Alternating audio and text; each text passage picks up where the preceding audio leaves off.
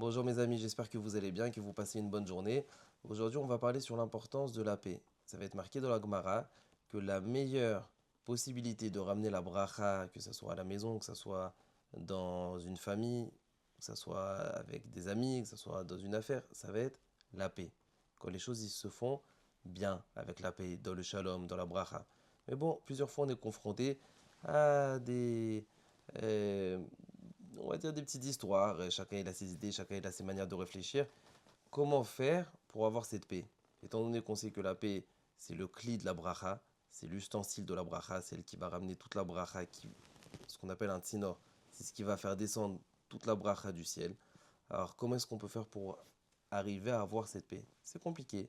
Des fois, on est confronté à des choses qui nous contrarient et on a envie de réagir d'une manière pas appropriée. Comment faire pour bien réagir dans les moments où c'est que c'est compliqué et qu'on a envie de prendre sa propre défense?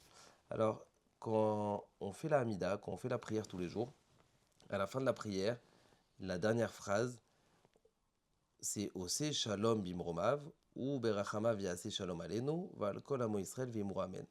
Quand on va faire la fin de la Hamida, donc c'est 3 fois par jour, on va tout d'abord faire 3 pas en arrière, on va s'incliner, on va faire 3 pas en arrière, ensuite on va voir du côté gauche, ensuite on va voir du côté droite, ensuite on va voir en face, et après quelques secondes on va se rapprocher pour refaire 3 pas en avant.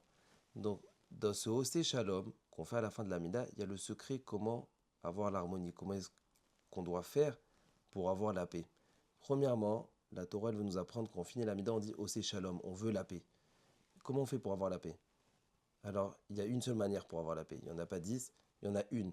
Premièrement, il faut s'incliner. Désolé. Premièrement, il faut s'incliner. On s'incline et on fait 3 pas en arrière. Il faut toujours savoir prendre du recul. Quand une personne, il est frontal, quand une personne, il est en pleine histoire, il a un corps chaud, quand on est dans le frontal, on ne peut pas voir une visualité sur toute l'histoire. On va toujours être... on est nogéa, c'est-à-dire on a des intérêts, on va vouloir répondre parce qu'on a touché à notre kavod. La Torah, elle veut nous apprendre, il faut savoir prendre du recul.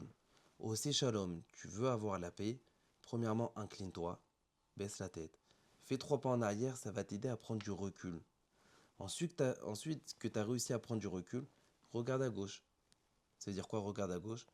Regarde avant l'histoire. Peut-être qu'il y avait des circonstances atténuantes. Si ce monsieur il t'a dit une phrase mal placée, ou quelqu'un de ta famille t'a dit quelque chose qui ne te plaisait pas, peut-être qu'il a passé une mauvaise journée, ou il y a toujours des possibilités de circonstances atténuantes qu'on ne peut pas les voir tant qu'on est au frontal. Ça, on peut les voir juste après qu'on a fait 3 pas en arrière. Regarde à gauche. Peut-être qu'avant l'histoire, il y avait des circonstances atténuantes, si on a réagi avec toi de telle manière. Regarde à droite.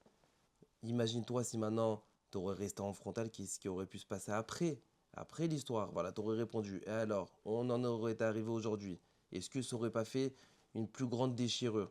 Donc la Torah, elle veut nous apprendre quand une personne il sait s'incliner, il sait faire 3 pas en arrière, il peut regarder avant l'histoire, c'est quoi les circonstances atténuantes. Il va regarder après l'histoire, ça aurait pu être quoi les conséquences s'il aurait répondu. Bien sûr, les conséquences auraient été plus graves. Donc juste à partir de ce moment-là, le monsieur, il va pouvoir faire une paix complète, il va pouvoir pardonner, parce qu'il va être content de ce qu'il a fait. Heureusement que j'ai pas réagi de la mauvaise manière. Et là, il va pouvoir faire 3 pas en avant pour se rapprocher et faire une paix complète avec le monsieur qu'il a en face de lui. Donc ça, c'est ce que la Torah veut nous apprendre. Pour avoir cette bracha, pour avoir cette paix, il faut savoir s'incliner, faire 3 pas en arrière, regarder les circonstances atténuantes, regarder qu'est-ce qui aurait pu se passer si on aurait répondu. Et là, on pourra faire une paix vraiment intérieure, complète, et se rapprocher de la personne avec un pardon parfait.